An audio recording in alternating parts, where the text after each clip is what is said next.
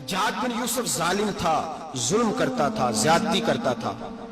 حضرت سعید بن جبیر ایک تابعی بزرگ تھے، اتنے بڑے بزرگ تھے کہ ساری رات نماز پڑھتے تھے، سارا سال روزہ رکھتے تھے۔ ایک دن انہوں نے ممبر پہ بیٹھ کے کہا کہ حجاج ظلم سے باز آ جائے ورنہ اللہ کی لاٹھی بڑی بے آواز ہے۔ حجاج بن یوسف کو پتا چلا کہ حضرت سعید بن جبیر نے میرے خلاف بات کی، بلا لیا، کہنے لگا تو نے میرے خلاف بات کی؟ فرمانے لگے کی ہے۔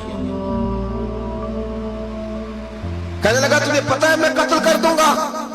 آپ فرمانے لگے نہ تو زندگی کا مالک ہے نہ موت کا مالک ہے، تو کیسے قتل کر؟ کہنے لگا تجھے پتا ہے میرا؟ فرمایا میں نے تجھے نہیں، میں نے تو کئی شداد، کئی حماد، کئی قارون، کئی فرعون، کئی نمرود دیکھے، کئیوں کی داستانیں سنی، تو کون ہے؟ تو چھوٹا سا ہے۔ ایک جملہ ہے مولانا جلال الدین رومی کا، بڑے درویش تھے، ایک بات کہہ گئے، کہنے لگے نمرود جتنے پیسے نہیں، فرعون جتنی حکومت نہیں، قارون جتنی دولت نہیں، ورنہ فرمانے لگے میرے زمانے میں بھی کئی لوگوں کا خدا بننے کو دل کرتا ہے، کئی لوگوں کا دل کرتا ہے، لیکن نمرود جتنے پیسے، فرعون جتنی طاقت اور قارون جتنی دولت نہیں، ورنہ ہو سکتا ہے لوگ دعویٰ کر جائیں معاذ اللہ ثم معاذ اللہ۔ یہ آج سے کئی سو سال پہلے وہ کہہ رہے ہیں، آج تو حالات بڑے ابتر ہیں، اس کی نسبت خطرناک۔ فرمانے لگے حضرت سعید بن جبیر تو زندگی موت کا مالک نہیں۔ کہنے لگا پکڑو، قتل کرو اسے، لے جاؤ۔ جب پکڑ کر کھینچ کر لے جا رہے تھے نا تو حضرت سعید بن جبیر مسکرانے لگے، اور ظالم کے سامنے مسکرائے تو اس کو بڑا غصہ آیا، یہ میرا مذاق اڑاتا ہے؟ بلا لیا، ادھر آؤ، کیوں مسکرا رہے ہو، کیا ہوا؟ تو حضرت سعید بن جبیر کہنے لگے میں مسکرا رہا ہوں تیری بیوقوفی پر اور اپنے اللہ کی دی ہوئی ڈھیل پر۔ میں مسکرا رہا ہوں کہ یا اللہ کیا بات ہے، کیا تیرا شان ہے، کیسے لوگوں کو ڈھیل دی ہوئی ہے۔ میں مسکرا رہا ہوں تیری بیوقوفی پر کہ تو سمجھتا ہے شاید مجھے پوچھنے والا کوئی نہیں۔ کہنے لگا اس کو باہر نہ لے جاؤ، میرے سامنے قتل کرو۔ ٹھیک ہے جی، قتل کرنے لگے تو حضرت سعید بن جبیر نے منہ کعبے کی جانب کر لیا، انی وجہت وجہی للذی فطر السماوات والارض حنیفا وما انا من المشرکین۔ جب آپ نے یہ آیتیں پڑھی نا کہ میں نے منہ کر لیا ہے اپنے رب کی جانب، کرو مجھے قتل، کہنے لگا نہیں نہیں، اس کا منہ پھیرو، کعبے کی طرف ہو کے قتل نہ ہو، ہے ظالم پر پاگل ہو گیا ہے۔ حضرت سعید بن جبیر کے حوصلے نے شکست دے دی، ناکام ہو گیا، مخبوط الحواس ہو، کہنے لگا اس کا منہ پھیر دو۔ جب کعبے سے پھیرا تو آپ فرمانے لگے للہ المشرق والمغرب فإنما تولى فثم وجه اللہ۔ اللہ فرماتا ہے تو مشرق اور مغرب سارا ہی اللہ کا ہے، جدھر بھی منہ کرو گے ادھر اللہ ہی اللہ ہے، جدھر بھی منہ کرو گے ادھر اللہ ہی اللہ ہے، چاروں جانب۔ پھیر دے جدھر منہ پھیرنا ہے، تو نے پھیر دیا منہ۔ حضرت سعید بن جبیر کے گلے پہ خنجر رکھا تو آپ نے ہاتھ اٹھائے، کہنے لگے اے اللہ میرے بعد اسے کسی اور پر مسلط نہ کرنا، میرے بعد کسی اور پر مسلط نہ، بس میں آخری ہوں۔ جب آپ ذبح ہوئے تو اتنا خون نکلا، اتنا خون نکلا کہ لوگ کہتے ہیں جتنا اونٹ کے وجود سے نکلتا، تر ہو گیا سارا اس کا دربار۔ ایک سمجھدار آدمی کو بلا کے کہنے لگا اتنا خون میں نے پہلے کبھی، میں نے بڑے بندے قتل کرائے ہیں پر اتنا خون نہیں نکلا۔ تو وہ کہنے لگے لوگ مر جاتے، مرتے وقت ڈر جاتے ہیں، سہم جاتے ہیں، خون سکڑ جاتا ہے، لگتا ہے یہ شخص جب دنیا سے گیا ہے تو ڈٹ کے گیا ہے، یہ ڈٹ کے گیا ہے دنیا سے۔ حجاج بن یوسف رات کو سویا تو تڑپ کے اٹھا، کیا ہوا؟ گھر والے کہنے لگے کیا ہوا؟ کہنے لگے سعید بن جبیر خواب میں آیا اور کہتے ہیں اٹھ مجھے بتا تو نے مجھے کیوں قتل کیا، بتا بتا کیوں مارا۔ اگلی رات پھر سویا تو وہی خواب، پھر سویا تو وہی خواب۔ گناہ نفسیاتی مریض بنا دیتا ہے، ظلم تجھے مخبوط الحواس کر دیتا ہے۔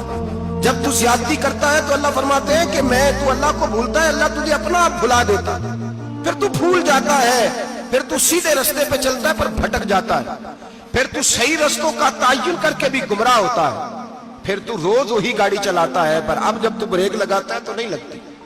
جب گناہوں کے ساتھ تو مخبوط الحواس ہوتا ہے تو روز وہ کاروبار کرتا ہے، لیکن جب تیرے گناہ تجھے گھیر لیتے ہیں پھر اسی کاروبار میں تو نقصان اٹھاتا ہے۔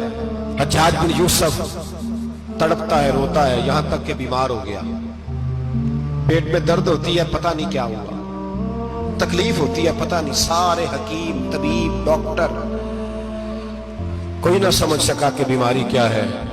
जो बीमारियां खुदाई होती हैं उनका लोगों को पता, जो आजमाइशें रब की जानिब से होती हैं वो डॉक्टरों के हत्थे नहीं चढ़ती।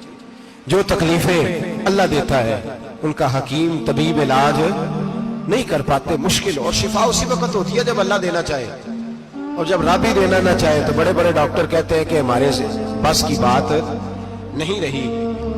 बगदाद से हकीम आए, पेट देखा, कहने लगे ना तेरे मैदे में कोई दिक्कत है, ना तेरे जिगर में, ना किसी और जगह, माजरा क्या है? एक आखिरी इलाज है, आखिरी। वो क्या? गोश्त का छोटा सा टुकड़ा धागे के साथ बांध के मुंह में डाला और फिर एक बारीक सा तिनका लेके उसको अंदर डालने लगे गले में।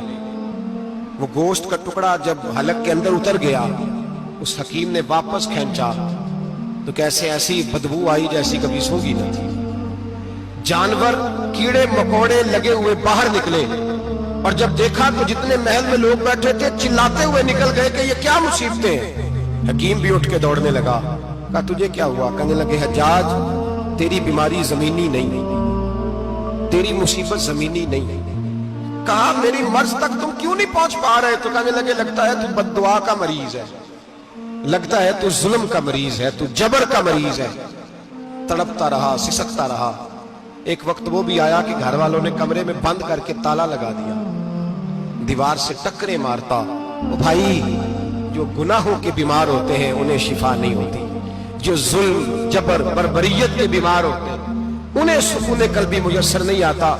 दवाइयां उन बीमारियों की बनी हुई है जो बीमारियां जमीनी हैं, जो बीमारियां खुराक की बदपरहेजी से होती है, जो गुनाहों की बदपरहेजी से होती है। उनकी बीमारियां, उनकी शिफा तौबा है, उनकी शिफा रुजू इल्लाह है, उनकी तौबा, अल्लाह से माफी मांगने से शिफा होती है। हज्जाज जब मरने लगा तो बुलाया, ये रंग भी जरा मुलाहिजा कीजिएगा, दो चार करीबियों को बुलाया। पता होता है ना अपने कुर्तूतों का आदमी को, पता सारा है सरदार मुद्दीतियां का, जब पता होता है सारा। बुला के कहने लगा जब मैं मर जाऊं तो मुझे रात को दफन करना। क्यों भाई, औरत है? कहने लगा नहीं, रात को दफनाना। ठीक है, रात को दफना देंगे। फिर कहने लगा जब सुबह हो जाए तो सुबह होने से पहले पहले मेरी कब्र जमीन के बराबर कर देना, निशान मिटा देना। का वजह, तू कलमा पढ़ता है, हुजूर का हुक्म है कि कब्र कम से कम एक बालिश, एक गेट ऊंची होनी चाहिए जमीन से, कम से कम। तो तू तेरी कब्र मिटा दे, वजह पता होता है अपने जुल्मों का। कहने लगा मुझे पता है, लोग मेरे मरने के बाद मेरी कब्र भी नहीं छोड़ेंगे।